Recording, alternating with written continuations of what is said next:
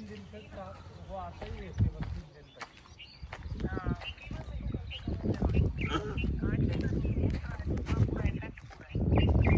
Sir bye.